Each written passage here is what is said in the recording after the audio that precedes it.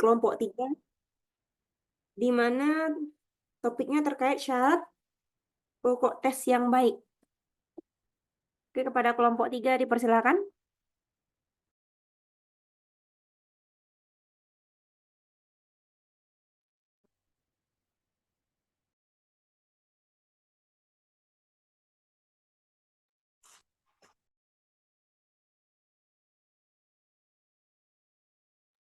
Baik, Assalamualaikum warahmatullahi wabarakatuh. Waalaikumsalam warahmatullahi wabarakatuh.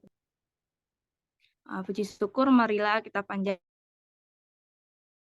askari dan Allah Subhanahu wa Ta'ala karena berkat rahmat dan karunia-Nya kita dapat berkumpul di ruang Zoom pada siang hari ini. Salat beringat salam tidak lupa pula kita kirimkan buat Nabi kita, yakni Nabi Muhammad SAW.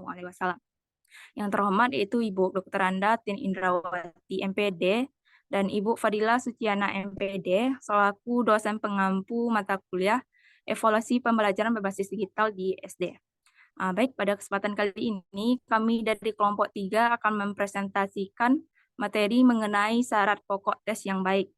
Adapun anggota dari kelompok 3 yaitu yang pertama itu ada saya sendiri, Nadia Dila Fitri, yang kedua itu ada Rahma Darati, yang ketiga ada Tasya Aulia. Baik, kita lanjut saja pada pembacaan materi. Pembacaan materi pertama itu oleh saya sendiri, yaitu mengenai pengertian tes. Adalah prosedur sistematik yang dibuat dalam bentuk tugas-tugas yang distandarisasikan dan diberikan kepada individu atau kelompok untuk dikerjakan, dijawab, atau direspon, baik dalam bentuk tertulis, lisan, maupun perbuatan. Silverius menyatakan bahwa tes adalah suatu prosedur sistematis untuk mengamati dan mencandrakan satu atau lebih karakteristik seseorang dengan menggunakan skala numerik atau sistem kategori. Tes adalah prosedur yang sistematis, maksudnya yang pertama yaitu butir-butir dalam tes disusun menurut cara dan aturan tertentu. Yang kedua itu prosedur administrasi tes dan pemberian angka atau scoring terhadap hasilnya harus jelas dan dispesifikasi secara terperinci. Yang ketiga yaitu setiap orang yang mengambil tes itu harus mendapat butir-butir yang sama dalam kondisi yang sebanding. Baik, sekian materi dari saya. Selanjutnya itu pembaca materi oleh Saudari Rahma Darati. Kepada Rahma Darati. Baik, terima kasih moderator atas waktunya. Di sini saya akan masuk pada pembahasan mengenai beberapa syarat-syarat pokok tes yang baik. Ini terdapat beberapa syarat-syarat pokok tes yang baik. Yang pertama itu validitas. Dalam bahasa Indonesia, valid disebut dengan kata istilah sahih. Jadi validitas itu bisa kita katakan dengan kesahihan. Misalnya, untuk mengukur panjang dipakai meteran, untuk mengukur berat dipakai timbangan, untuk mengukur penguasaan matematika dipakai ujian matematika untuk kelas yang setara, dan sebagainya. Nah, secara lebih jelas, suatu ujian untuk mata kuliah tertentu dikatakan valid jika ia benar-benar cocok dengan tujuan-tujuan yang telah ditetapkan untuk dicapai dengan penyajian mata kuliah tersebut. Dalam sebagaimana dikemukakan oleh Scarvia B. Anderson dalam bukunya yang berjudul Encyclopedia of Educational Evaluation, disebutkan bahwa a test is valid if it measure what it purpose to measure. Artinya, sebuah tes dikatakan valid apabila tes tersebut mengukur apa yang hendak diukur. Jadi sebenarnya pembicaraan validitas ini bukan ditekankan pada tes itu sendiri, tetapi pada hasil pengetesan atau skornya. Suatu tes hasil belajar dapat dikatakan tes yang valid apabila tes tersebut betul-betul dapat mengukur hasil belajar. Jadi bukan sekedar mengukur daya ingat ataupun kemampuan bahasa saja misalnya. Yang kedua, jenis-jenis validitas. Untuk validitas itu bisa dilakukan dengan dua cara, secara rasional dan empirik. Secara rasional itu terdapat dua validitas. Yang pertama validitas isi dan validitas konsep. Yang kedua empirik. Empirik ini terdapat tiga jenis validitas. Yang pertama itu validitas pengukuran setara. Yang kedua validitas pengukuran serentak dan validitas ramalan. Kita bahas satu-satu. Yang pertama, validitas isi atau contest validity. Nah, validitas isi ini artinya ketepatan daripada suatu tes dilihat dari segi isinya tersebut. Satu tes hasil belajar dikatakan valid apabila materi tes tersebut betul-betul merupakan bahan-bahan yang representatif terhadap bahan-bahan pelajaran yang diberikan. Dengan kata lain, sebuah tes dikatakan memiliki validitas isi apabila mengukur tujuan khusus tertentu yang sejajar dengan materi atau isi pelajaran yang diberikan. Oleh karena materi yang diajarkan tertera dalam kurikulum, maka validitas isi ini sering disebut validitas kurikuler. Validitas ini dapat diusahakan tercapainya sejak saat penyusunan dengan cara memerinci materi kurikulum atau materi buku pelajaran. Itu tadi mengenai contents validity atau validitas isi. Yang kedua itu validitas konsep atau konstruksi, ataupun bisa dikatakan konsep or contracts validity. Sebuah tes dikatakan memiliki validitas konstruksi apabila butir-butir soal yang membangun tes tersebut mengukur setiap aspek berpikir seperti yang disebutkan dalam tujuan pembelajaran khusus. Dengan kata lain, jika butir-butir soal mengukur aspek berpikir tersebut sudah sesuai dengan aspek berpikir yang menjadi tujuan pembelajaran. Untuk mengetahui apakah suatu tes ini memenuhi syarat-syarat validitas konstruksi atau tidak, maka kita harus membandingkan susunan tes tersebut dengan syarat-syarat penyusun tes yang baik. Apabila susunan tes tersebut telah memenuhi syarat-syarat penyusunan tes, maka berarti tes tersebut memenuhi syarat validitas konstruksi. Apabila tidak memenuhi syarat-syarat penyusunan tes, berarti tidak memenuhi validitas konstruksi. Yang ketiga adalah validitas pengukuran setara atau congruent validity. Nah, jenis kevalidan ini menunjukkan kenyataan yang diperoleh dengan mengkorelasikan hasil suatu ujian dengan pengukuran yang setara atau mengukur fungsi yang sama. Demikianlah, untuk mengkorelasikan hasil sebuah tes inteligensi yang baru dengan hasil tes inteligensi yang sudah ada akan memberikan kenyataan validitas jenis ini. Yang keempat, validitas pengukuran serentak atau concurrent validity. Validitas ini lebih umum dikenal dengan validitas empiris. Sebuah tes dikatakan memiliki validitas empiris jika hasilnya sesuai dengan pengalaman. Jika istilah sesuai, tentu ada dua hal yang dipasangkan. Dalam hal ini, hasil tes yang dipasangkan dengan hasil pengalaman. Pengalaman selalu mengenai hal yang telah lampau sehingga data pengalaman tersebut sekarang sudah ada atau ada sekarang atau disebut dengan konsuren. Misalnya, seorang guru ingin mengetahui apakah tes sumatif yang disusun sudah valid atau belum. Untuk ini diperlukan sebuah kriteria lalu yang masa lalu yang sekarang datanya dia memiliki misalnya nilai ulangan harian ataupun nilai ulangan sumatif yang lalu. Yang kelima, yang terakhir itu validitas ramalan atau predictive validity. Memprediksi artinya meramal, dan meramal selalu mengenai hal yang akan datang, jadi sekarang belum terjadi. Sebuah tes dikatakan memiliki validitas prediksi atau validitas ramalan apabila mempunyai kemampuan untuk meramalkan apa yang akan terjadi di masa yang akan datang. Jenis validitas ini menunjukkan kenyataan jika ujian yang dimaksudkan dihubungkan dengan kriteria-kriteria tentang hasil karya atau kesuksesan di masa depan.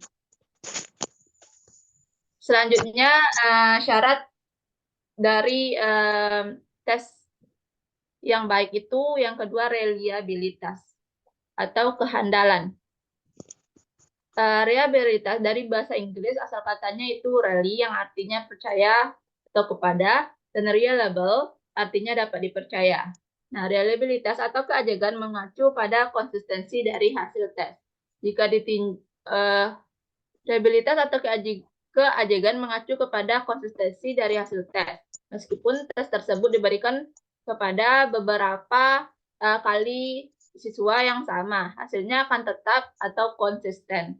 Konsisten di sini tidak harus sama, namun secara keseluruhan, apabila hasil tes turun, maka hasil semua peserta tes akan turun juga. Begitupun dengan sebaliknya. Kondisi konsisten ini diibaratkan orang yang berbicara konsisten, maka pembicaranya tidak akan berubah-ubah, sehingga bisa dipercaya. Begitu pula dengan konsisten dalam hal tes ini. Tes reliable atau tetap atau konsisten, maka tes tersebut dapat dipercaya sebagai alat ukur. Nah, untuk contohnya kita bisa lihat dari PowerPoint, di mana di sini terdapat 5 siswa dengan hasil 2 hasil tes. Di mana dari tabel tersebut terlihat bahwa rank anak yang sama dari kedua hasil hanyalah 2 orang yang sedang, yang lainnya tidak. Jadi ketetapan hasilnya kurang. Ketetapan yang dimaksud bukanlah skor, tetapi mencakup ketetapan kedudukan anak dalam kelompoknya atau ranking. Kalau tes yang dilaksanakan menunjukkan hal seperti tersebut, sedangkan aktor luar seperti cara pelaksanaan, kondisi, dan situasi di antara pelaksanaan yang pertama dan kedua tidak berada atau terdapat hanya sedikit penyimpangan, maka dapatlah dikatakan tes yang bersangkutan kurang reliable atau kurang dapat dipercaya. Syarat reliabilitas sangat dituntut dalam tes yang standar, misalnya tes intelijensi, minat, dan lain-lain. Dalam tes hasil belajar yang disusun oleh guru, pada umumnya kurang memperhatikan reliabilitas, mengingat tes yang disusun hanya dipakai 1 kali saja. Tetapi tes yang dipakai secara umum hendaknya mempunyai syarat-syarat reliabilitas, mengingat tes yang bersangkutan mungkin dipergunakan pada waktu yang akan datang. Selanjutnya, cara-cara menghitung reliabilitas. Terdapat 4 cara untuk menghitung reliabilitas. Yang pertama, test retest reliability. Teknik ini berarti adalah teknik 1 tes. Maksudnya, tes retest berarti 2 kali melaksanakan tes yang sama pada kelompok yang sama. Dalam rangka teknik ini perlu dijaga bahwa pada pelaksanaan yang pertama, murid tidak mengambil atau menyelin soal. Teknik ini disebut self-correlation dan koefisien yang diperoleh disebut coefficient of stability. Yang kedua, split half reliability. Metode split half reliability adalah metode 1 tes. Perangkat tes yang diberikan dianggap 2 macam tes yang sejajar. Jadi 1 tes dibagi 2 atau split half dalam memeriksa dan membuat skor murid. Pembagian yang dimaksud dilaksanakan dengan item bernomor genap dan juga item bernomor ganjil. Hal ini lebih baik karena biasanya perangkat tes tersusun dari item yang mudah menuju item yang sukar. Selanjutnya ada reliabilitas ekuivalen. Teknik ini disebut juga dengan mencari reliabilitas dengan metode 2 tes. Dalam hal ini disusun 2 set tes yang ekuivalen. Tes yang ekuivalen berarti bahwa bahan, bentuk, dan juga tingkat kesukaran butir soal adalah sejajar atau paralel. Yang berbeda hanyalah perumusan kalimat dari setiap butir soal. Di samping itu, tes ekuivalen juga dapat diartikan 2 set tes yang mempunyai kriteria yang sama dan tingkat kesukaran yang sama. Selanjutnya, inter-item konsistensi. Metode ini dimaksudkan untuk mencari reliabilitas dengan memakai konsistensi dari setiap butir soal. Hal ini dikembangkan oleh Kuder dan Richardson, yaitu dengan cara mengkorelasikan skor ID dengan skor total keseluruhan tes. Indeks reliabilitas yang didapat melalui cara ini sama dengan yang didapat metode perubahan, yaitu koefisien konsistensi internal. Sekian pembahasan materi syarat-syarat tes yang baik. Selanjutnya saya kembalikan ke moderator. Baik, terima kasih kepada Rahmadarati. Selanjutnya, pembacaan materi selanjutnya oleh Tasya Aulia. Pada Tasya, dipersilakan. Baik, terima kasih moderator. Saya akan melanjutkan pembacaan materi yang ketiga, yaitu tentang praktikalitas.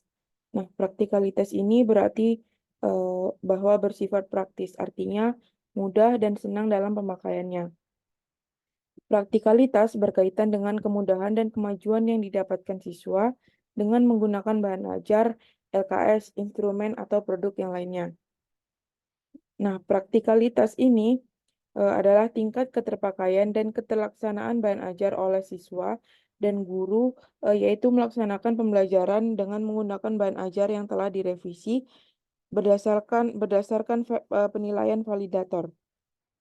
Bahan ajar memiliki praktikalitas yang tinggi apabila bersifat praktis dan mudah mengadministrasikannya. Praktikalitas suatu bahan ajar cetak ditentukan dengan memakai instrumen uji kepraktisan.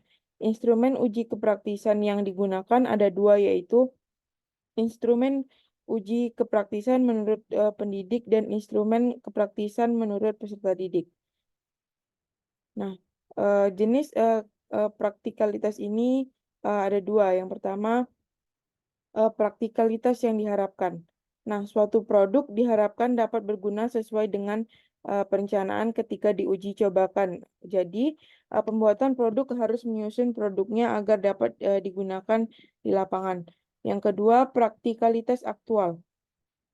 Praktikalitas ini diketahui ketika produk telah diuji cobakan di lapangan. Praktikalitas aktual ini merupakan pembuktian dari praktikalitas yang diharapkan.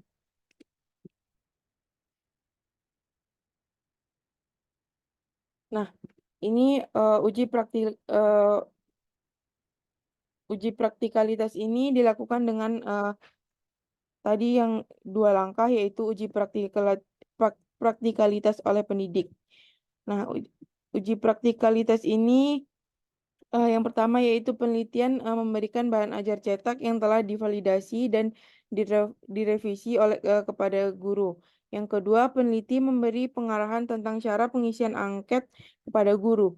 Peneliti memberikan petunjuk singkat bahan ajar cetak yang telah dikembangkan. Nah, yang keempat, guru menggunakan bahan ajar berdasarkan petunjuk yang sudah ada dalam pembelajaran. Nah, yang kelima, peneliti meminta guru untuk mengisi angket praktikalitas bahan ajar cetak yang dikembangkan. Nah, langkah-langkah yang kedua yaitu uji praktikalitas oleh peserta didik. Nah, yang pertama, peneliti memberikan pengarahan cara pengisian angket kepada peserta didik. Nah, yang kedua, peneliti membagikan bahan ajar cetak yang dikembangkan kepada masing-masing peserta didik. Yang ketiga, peneliti memberikan petunjuk singkat penggunaan bahan ajar cetak yang dikembangkan kepada peserta didik. Yang keempat, peserta didik menggunakan bahan ajar yang telah dikembangkan di dalam proses pembelajaran. Yang kelima, peneliti meminta peserta didik untuk mengisi angket praktikalitas bahan ajar cetak atau non-cetak. Nah, yang selanjutnya, analisis data praktikalitas. Nah, adapun langkah-langkah dalam menganalisis analisis kepraktisan menggunakan skala Likert. Yang pertama, memberikan skor untuk setiap item jawaban. Skala Likert digunakan untuk mengukur sikap, pendapat, dan persepsi seseorang tentang fenomena sosial. Nah, di sini terdapat kriteria pemberian skor jawaban dalam praktikalitas. Langkah yang kedua, menjumlahkan skor total untuk seluruh indikator. Yang ketiga, analisis praktikalitas digunakan dengan nilai yaitu nilai dengan menjumlahkan skor yang diperoleh dibagi jumlah skor maksimum dikali 100%. Nah, langkah yang terakhir menentukan kriteria praktikalitas produk. Setelah presentasi nilai praktikalitas diperoleh, dilakukan pengelompokan sesuai kriteria yang terdapat pada tabel berikut ini.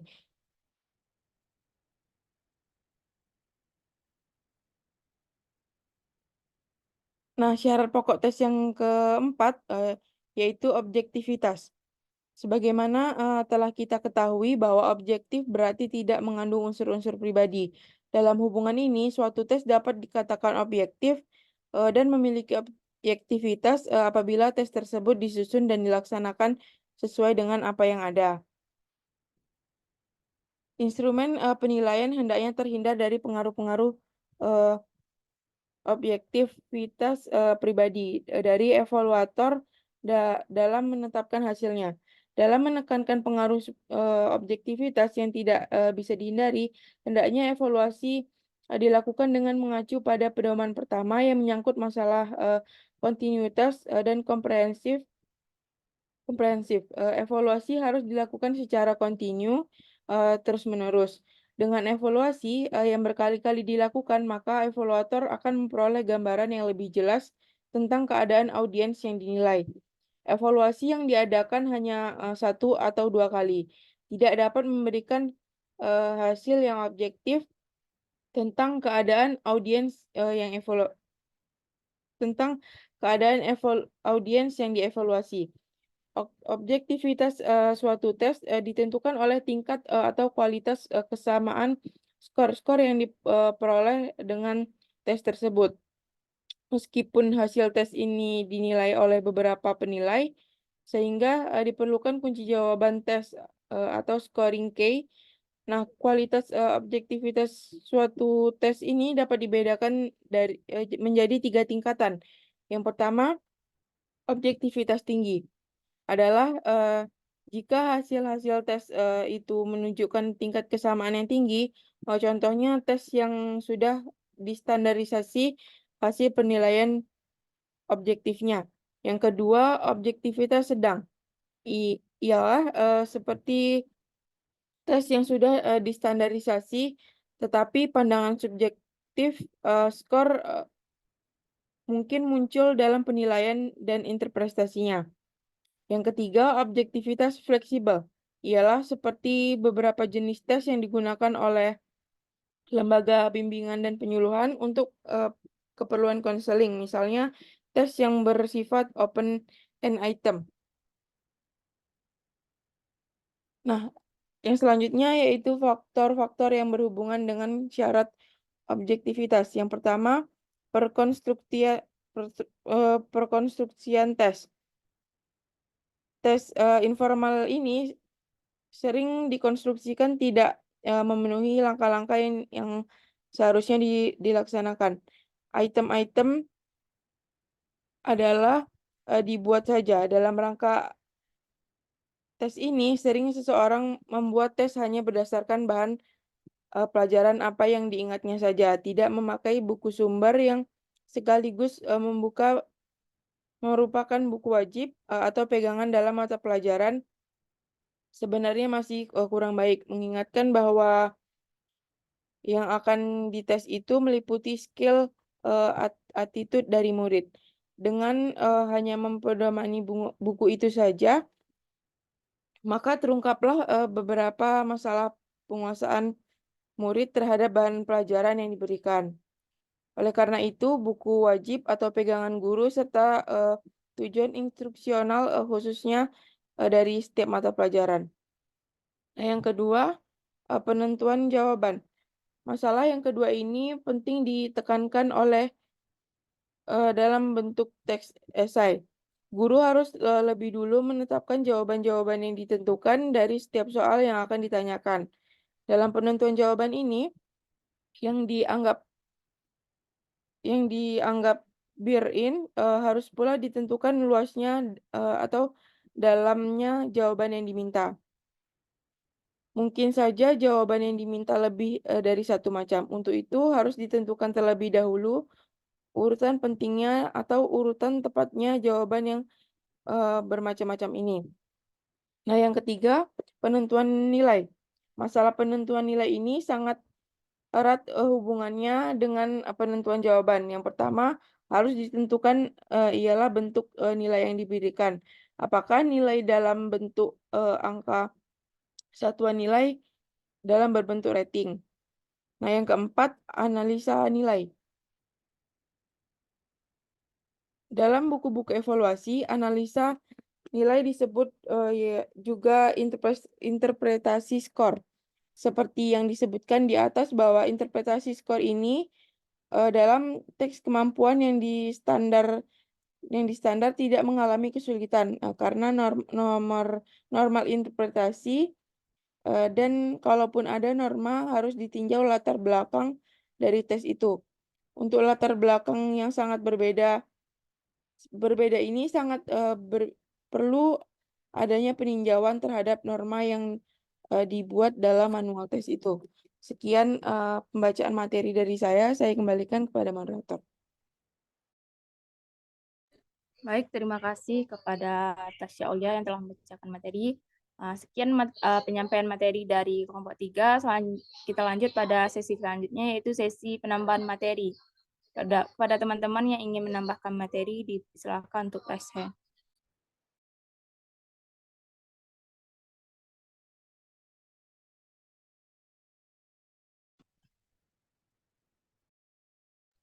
Sekali lagi, kepada teman-teman yang ingin menambahkan materi, dipersilakan untuk raise hand. Pada saudari Salsabila Ida, dipersilakan.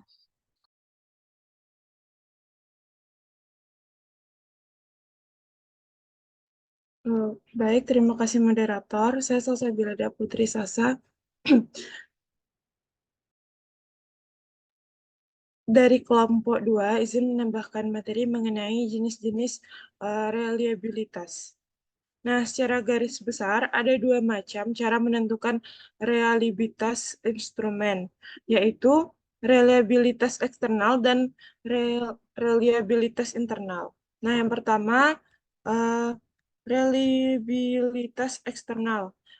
Reliabilitas eksternal merupakan reliabilitas yang apabila ukuran atau kriterianya berada di luar instrumen. Di dalam reliabilitas eksternal terdapat beberapa tes reliabilitas yang dapat digunakan. Seperti yang pertama ada metode tes ulang atau tes retest method. Metode tes ulang dilakukan dengan menguji cobakan sebuah tes kepada sekelompok peserta didik sebanyak 2 kali pada waktu yang berbeda. Skor hasil ujian pertama dikorelasikan dengan skor hasil uji kedua dengan menggunakan teknik korelasi produk momen. Kemudian yang kedua, metode paralel. Metode paralel dilakukan dengan menguji cobakan dua buah instrumen yang dibuat hampir sama. Uji coba dilakukan terhadap sekelompok responden. Setiap responden mengerjakan atau mengisi kedua buah tes. Kemudian skor-skor kedua buah tes tersebut dikorelasikan dengan teknik korelasi produk momen. Angka korelasi ini menunjukkan tingkat reliabilitas instrumen. Metode paralel ini digunakan untuk mengatasi kelemahan yang terjadi pada metode tes ulang. Kemudian yang ketiga ada metode belah dua.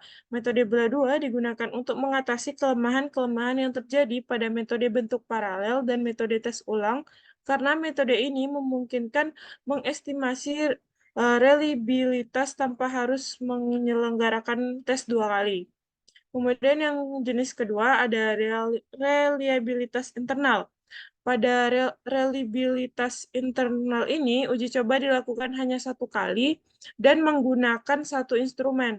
Kemudian hasil coba dianalisis dengan menggunakan rumus reliabilitas instrumen.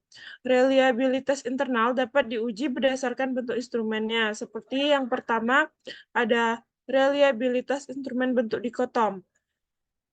Reliabilitas untuk instrumen yang berbentuk dikotomi ini yaitu instrumen dengan pemberian skor 0 dan 1, maka pengujiannya dapat dilakukan dengan menggunakan rumus Kuder-Richardson 20 dan 21. Kemudian yang kedua, reliabilitas instrumen bentuk kontinum.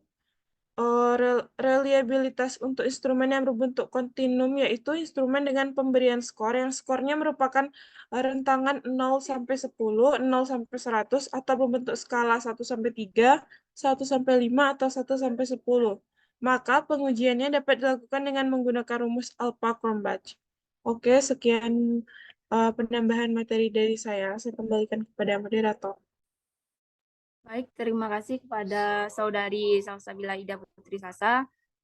Selanjutnya itu kita masuk pada sesi tanya jawab pada teman-teman yang ingin bertanya, dipersilakan.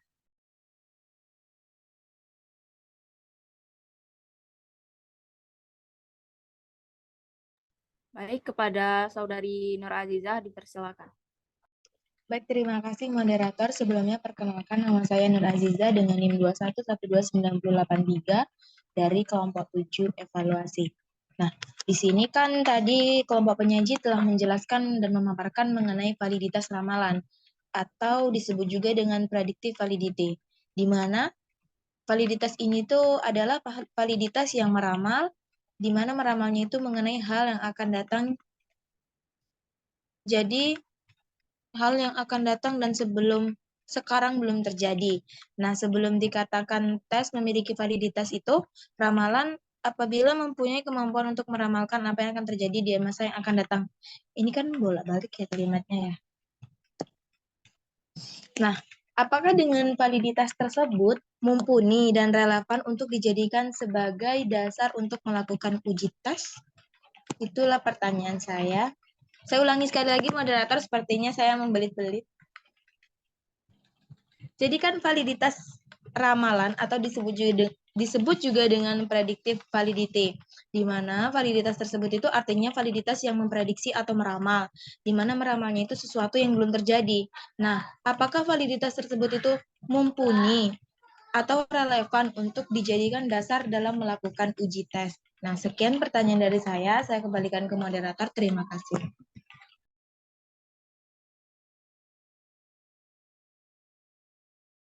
Baik, terima kasih kepada Saudari Nur Azizah. Apakah masih ada dari teman-teman yang ingin bertanya?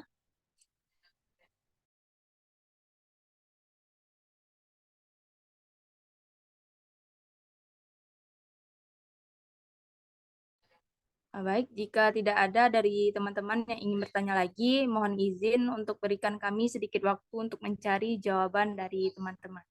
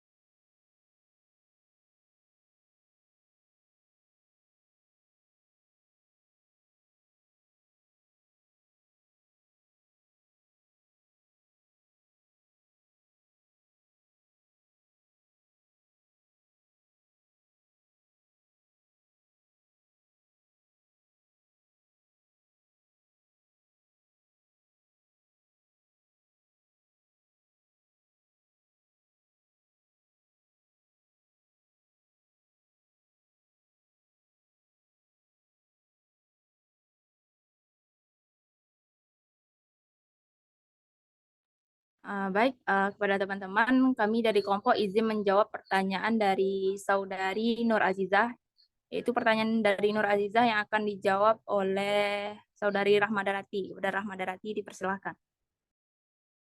Baik, terima kasih moderator atas waktunya. Di sini saya mencoba menjawab pertanyaan dari saudari Nur Azizah dengan pertanyaan itu mengenai validitas ramalan atau predictive validity. Nah, validitas ramalan atau memprediksi artinya meramal dan juga meramal selalu mengenai hal yang akan datang.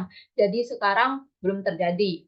Nah, pertanyaannya apakah validitas tersebut mumpuni dan relevan untuk dijadikan dasar untuk melakukan uji tes? Nah, sebelum itu saya tekankan terlebih dahulu untuk validitas ramal atau predictive validity ini merupakan kemampuan satu instrumen atau tes pengukuran untuk meramalkan atau memprediksi apa yang akan terjadi di masa mendatang.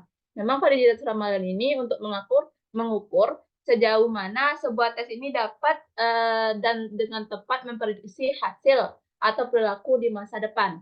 Contohnya, misalnya kita melakukan validitas ramal di sekolah dasar untuk tes masuk sekolah.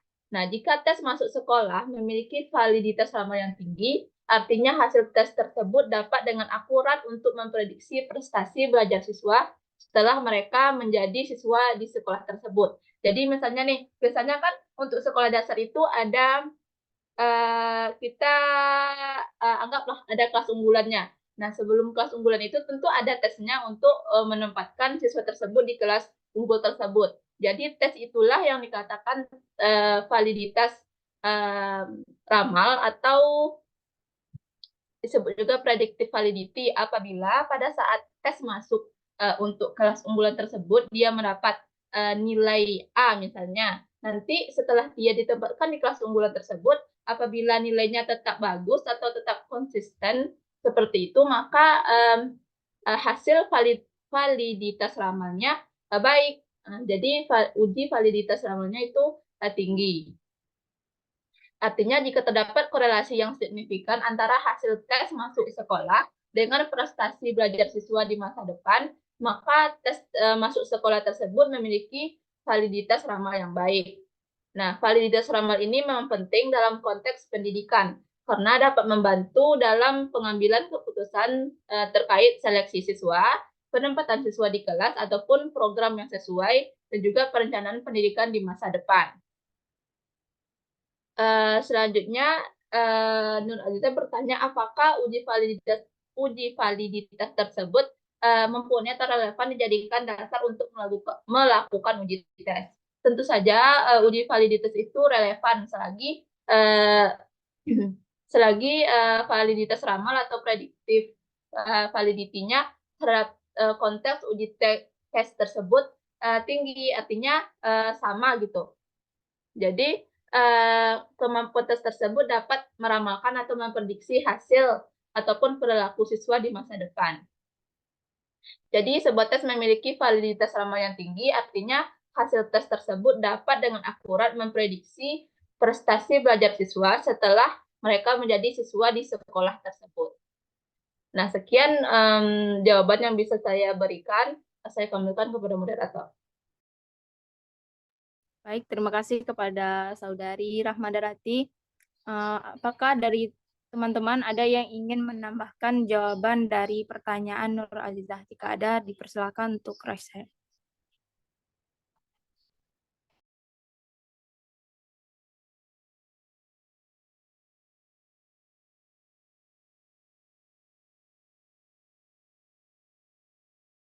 Baik, jika tidak ada, kami kembalikan kepada Saudari Nur Azizah. Apakah Nur Azizah telah paham atas jawaban yang telah diberikan oleh Rahmadarati? Baik, terima kasih moderator atas jawaban yang telah diberikan oleh kelompok penyaji. Insya Allah saya sampai. Terima kasih, saya kembalikan ke moderator. Baik, mohon izin Bu.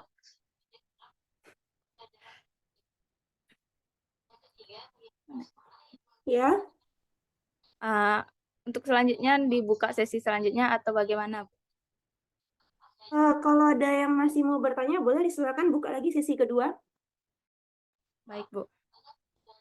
Baik, kepada teman-teman, apakah masih ada yang ingin bertanya? Jika ada, dipersilakan untuk raise hand.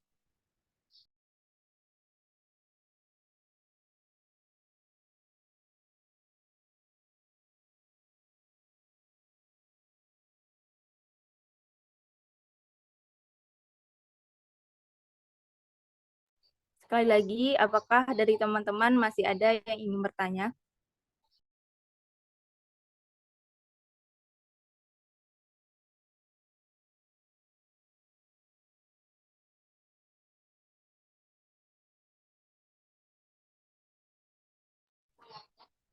Sepertinya tidak ada pertanyaan dari teman-teman, Bu.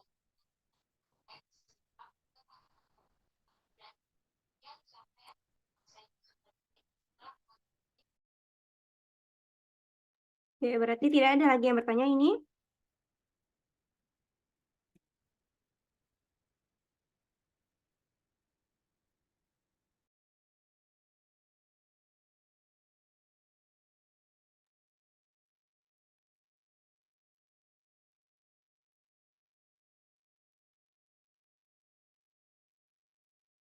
Tidak ada sepertinya, Bu. Oke, karena tidak ada bertanya. Jadi hari ini kita bahas ini ya, syarat pokok tes yang baik. Nah, di kelompok kita tadi sudah menjabarkan pengertian tes, syarat pokok yang meliputi validitas, kemudian ada reliabilitas, kehandalan, ada praktikalitas, kemudian ada objektivitas. Nah, jadi ya untuk memberikan soal, ya soal berupa tes, baik itu objektif maupun esai nantinya, tidak semerta-merta diberikan setelah dibuat. Harusnya ya dilakukan dulu beberapa tes, atau dilihat dulu bagaimana untuk mencapai tes yang baik ya. Jadi kan kalau langkah-langkah menyusun soal itu kan sudah pernah kita bahas pertemuan sebelumnya ya. Sebelum-sebelumnya ini berdasarkan KIKD kalau 2013, kalau yang kurikulum merdeka berarti berdasarkan ATP dan CP. Kemudian kita susun kisi-kisi soalnya, baru menyusun soal dan melaksanakan uji tes, uji coba tes, kemudian buat butir skornya. Nah, yang pada melakukan uji coba tes inilah kita lakukan validitas tersebut. Jadi sebelum kita gunakan, misalkan nanti penelitiannya dibuat skripsinya nanti, kan ada mau memberikan soal untuk melihat hasil belajar, atau kemampuan pemecahan masalah, kalau yang matematika, atau gimana nanti, tergantung skripsinya. Kan kita memberikan soal ya, soal berupa bisa objektif, bisa esai. Nah, sebelum kita berikan untuk penelitian, kita uji coba dulu tes soal tersebut. Ya, makanya dinamakan melaksanakan uji coba tesnya. Nah, uji coba tes ini ya meliputi validitas atau kesahihannya. Nah, sahih ini gimana? Dia tes ini menggambarkan apa yang mau diukur sesuai dengan yang diukur. Misalkan mau mengukur A, soal tersebut menggambarkan untuk kemampuan si A. Nah, itu dia yang validitas ya. Nah, kita lakukan uji coba, kita berikan misalkan ke satu kelas, kita berikan soal ke satu kelas, nah dapat nanti jawaban dari siswa tersebut. Kita analisis hasilnya. Kita analisis hasilnya menggunakan biasanya ya kalau validitas ini biasanya menggunakan korelasi product moment person. Ini semester berapa sekarang? Semester 6? Atau 4? Ya, Bu. Semester 6. 6, berarti udah belajar statistik pendidikan ya. Nah, kan ada ketemu ya korelasi product moment person. Nah, itu salah satu untuk melihat validitas dari butir soal. Ada rumusnya yang R exit ya. Untuk rumusnya nanti ada sigma X kali Y. Nah, tergantung nanti bentuk soalnya. Kemudian, Setelah kita lakukan valid, nanti kita interpretasi datanya ini apakah sangat valid. Nah, itu ada lagi ininya, intervalnya. Nah, itu tergantung menggunakan interval siapa. Dari 0 sampai sekian misalkan. Nah, itu ada intervalnya. Sehingga didapatkan nanti soalnya valid. Kalau soalnya belum valid, berarti direvisi lagi soalnya. Jadi harus didapatkan soal validnya, baru bisa kita pindah ke langkah berikutnya. Setelah kita cari validitasnya, ya kita lihat tingkat kesukarannya. Mungkin kayak soal tersebut, apa namanya, tingkat kesukarannya nanti gimana? Misal kan diberikan ke siswa, ternyata soal ini tidak level untuk siswa tersebut. Berarti tingkat kesukarannya terlalu tinggi. Nah, itu direvisi lagi. Nah, itu juga dilakukan uji coba. Diberikan soalnya. Nah, untuk tingkat kesukaran itu ada rumusnya ya. Ada rumusnya, nanti ketemu tuh pas penelitian semuanya. Nah, jadi dia terbagi 3 nanti sukar, sedang, dan mudah. Jika kalau dia mudah dan sukar, biasanya itu dibuang. Jadi dia biasanya menggunakan soal tergolong sedang, di tengah-tengah dia. Nah, jadi kalau ketemu terlalu mudah, nah itu tidak layak digunakan soalnya, dibuang, direvisi lagi soalnya. Ketemu yang terlalu sukar gitu. Nah, itu juga tidak layak digunakan, dibuang juga, direvisi lagi soalnya. Nanti ketemu tuh pas penelitian semuanya. Kemudian setelah kita cari validitas, kita cari tingkat kesukarannya, kita pindah ke daya pembeda. Ya, daya pembeda ini kan sebuah kemampuan ya untuk melihat apakah soal kita ini membedakan antara siswa yang belajar, yang telah menguasai materi, dengan yang tidak menguasai materi. Nah, itu juga diuji coba. Nah, ada rumusnya pula tuh nanti, ketemu lagi nanti rumusnya, daya pembeda soal. Ada rentangnya pula. Kemudian ada pula analisis distraktor atau pengecoh. Pernah dengar soal pengecoh? Nah, itu juga ada nanti di ininya, di soalnya. Jadi soal itu tersebut tidak semerta-merta diberikan. Kemudian baru kita pindah ke reliabilitas tesnya, tingkat ketepatannya, skornya ya. Nah, itu juga ada rumusnya. Nah, ini semua ada rumusnya nanti nih, ada cara mencarinya. Biasanya menggunakan ini ya, rumus Kuder-Richardson, KR121. KR21 biasanya kalau nggak salah. Nah, itu juga ada, atau menggunakan yang Couchpad Alpha kalau nggak salah ada pula. Setelah kita reliabilitas, nah baru kita masuk ke soal layak digunakan. Ya. Nah, jadi soal tersebut nanti misalkan mau buat soal, biasanya kalau di penelitian soal esainya biasanya 5 buah ya. Nah, buat soal 5 buah kan, pas mau buat soal tersebut tidak 5 buah kita buat, kita banyakkan soalnya, nanti diseleksi mana yang terlalu mudah dibuang, mana yang rancu dibuang. Nah, itu prosesnya. Nanti ketemu hasil akhir soalnya berapa buah. Baru yang kita gunakan sebagai alat tes. Baru yang ini layak digunakan sebagai tes. Baru kita ambil hasilnya setelah dilakukan tes. Kalau tadi kita melihat kriteria soalnya baru. Jadi uji coba pertama itu kita lihat kriteria soalnya. Setelah memenuhi kriteria baru kita lakukan uji coba sekali lagi. Tapi tidak ke, biasanya penelitiannya, tidak ke soal yang siswa yang sama. Misalkan sampel yang berbeda.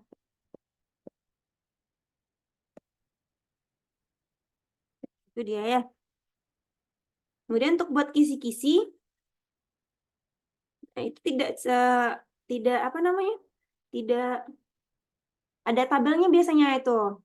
Misalkan kompetisinya ini, kemudian sub kompetisinya ini, kemudian tujuan ini materi, nah indikator soalnya baru nomor urut soal. Setelah kita buat kisi-kisi, baru kita buat soalnya. Nanti ketemu semuanya ini yang kita pelajari hari ini waktu penelitian. Karena soal, tes, dan segala macamnya itu biasanya ketemu di penelitian banyak. Proses-proses kita ini reliabilitas, validitas, daya pembeda, itu ketemu semua nanti di penelitian.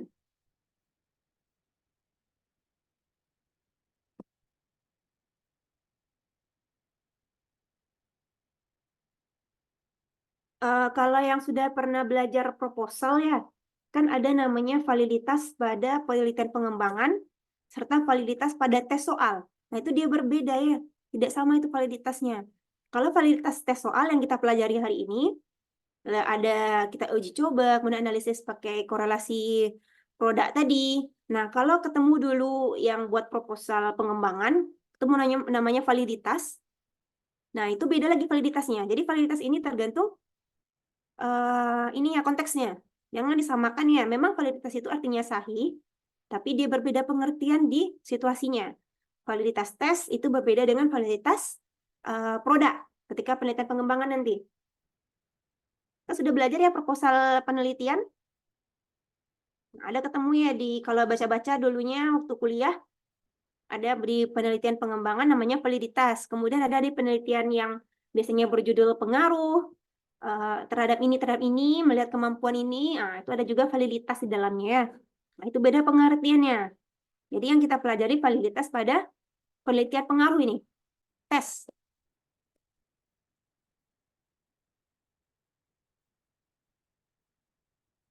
Oke, kisi-kisi. Sudah ya, reliabilitas. Validitas.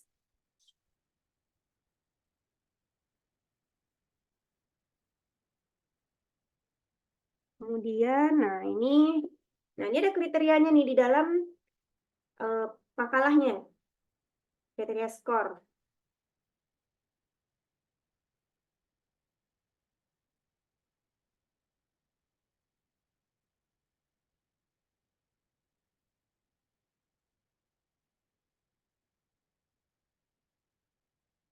Oh ya, ini sumber praktikalitasnya dari mana ini dapatnya? Di makalahnya?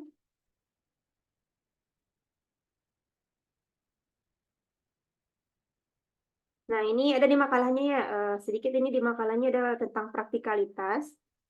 Nah, praktikalitas yang dijabarkan di makalahnya ini praktikalitas yang bukan tes ini.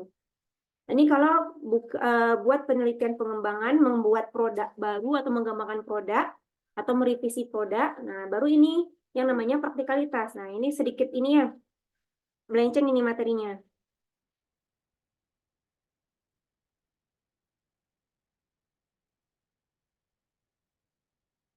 Nah, mungkin ini yang kalau dikumpulkan ke e-learning, yang praktikalitasnya dihapus ini, karena ini bukan praktikalitas tes.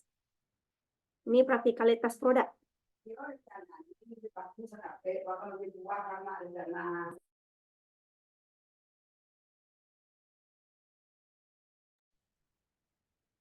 Jadi direvisi ini dikit ya makalahnya. Oke, validitasnya iya, validitasnya iya. Kemudian, nah, praktikalitasnya. Jadi memang kalau pada penelitian pengembangan, memang ada 3 pula namanya. Praktikalitas, validitas, sama efektivitas. Itu beda ya. Nah, jadi praktikalitas yang masuk dalam makalah ini praktikalitasnya produk, bukan tes. Ini produk ini praktikalitasnya. Temu juga ini sebenarnya di penelitian, tapi kalau bukan penelitiannya bukan tes ini ya. Nah, yang kita bahas sekarang tes. Jadi revisi dikit ya makalahnya ini tentang praktikalitas kelompok apa ya? Kelompok 3 ya. Oke, kelompok 3. Kemudian validitasnya ya ini.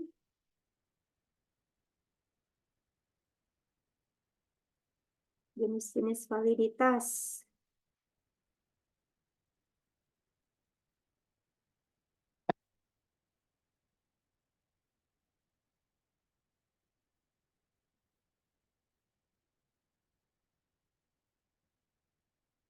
Kemudian ada reliable. Ya, mungkin yang praktikalitasnya yang di ini ya, diedit. Baik, Bu. Ya, karena ini praktikalitas bukan untuk tes. Ini untuk produk.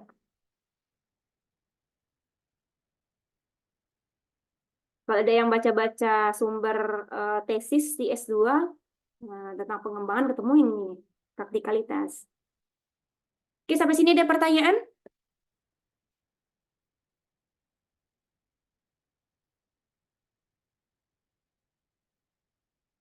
Jadi tes itu, uji cobanya, itu dari validitas, setelahnya tingkat kesukarannya, kemudian baru proses daya pembeda, kemudian baru ke distraktor atau pengecoh, dan terakhir baru reliabilitas tes, reliabelnya. Jadi itu prosesnya untuk uji coba tes. Setelah dilakukan kelima tadi ya, dilakukan kelima-limanya, barulah tes dianggap layak untuk digunakan.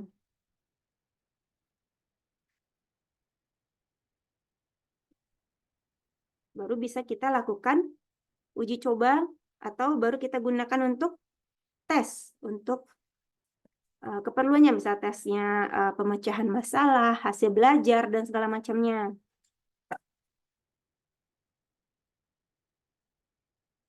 Jadi biasanya ini soalnya dua macam saja ini, kebanyakan ya, esai sama objektif, pilihan ganda. Nah, antara pilihan ganda sama objektif itu beda pula ya, untuk validitasnya, reliabilitasnya, itu beda, punya ciri khas masing-masing cara mencarinya.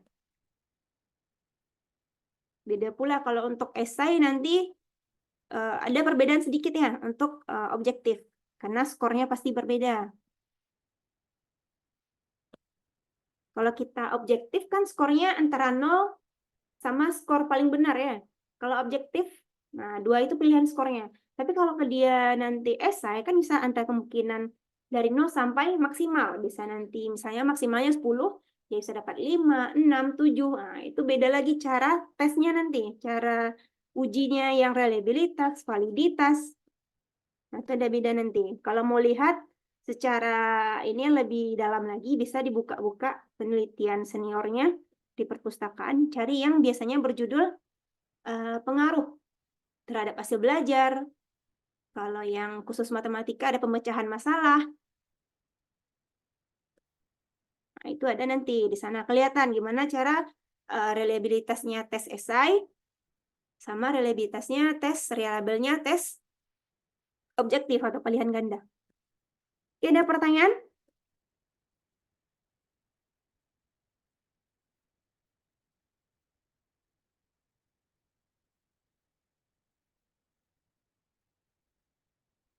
Oh ya, jangan lupa ya hasil diskusinya hari ini dikirim ke grup.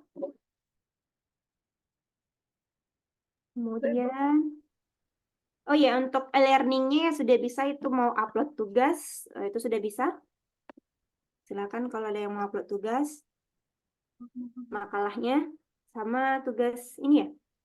Ibu minta tugas ini ya, resume kan ya, di awal perkuliahan kemarin. Iya, Bu. Nah, silakan di-upload, itu sudah ada tempat uploadnya.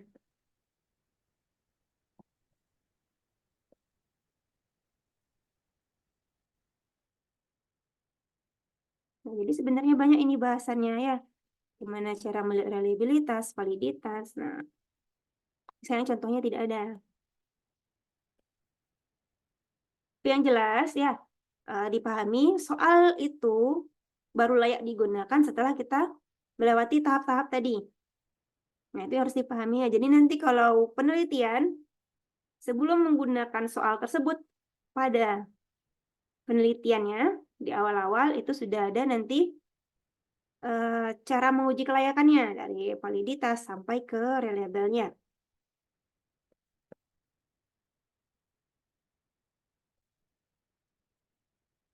Jadi gimana cara mencarinya segala macamnya itu bisa dipelajari nanti lebih lanjut. Bisa dilihat penelitian-penelitian seniornya. Kalau yang esai bagaimana, yang pilihan ganda bagaimana. Oke, ada pertanyaan?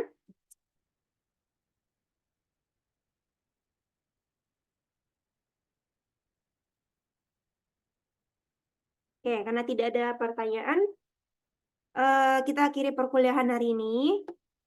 Siap-siap kelompok 4 untuk minggu depan ya. Minggu depan tanggal merah ya? Oh iya. Oke, kita tunggu kabar dulu gimana perkuliahan minggu depan. Tapi yang jelas kelompok 4 siap-siap makalah sama PPT-nya. Dan laporan diskusi hari ini juga jangan lupa dikirim ke grup. Oke, Assalamualaikum warahmatullahi wabarakatuh. Waalaikumsalam warahmatullahi wabarakatuh. Terima kasih, Bu. Terima kasih, Bu.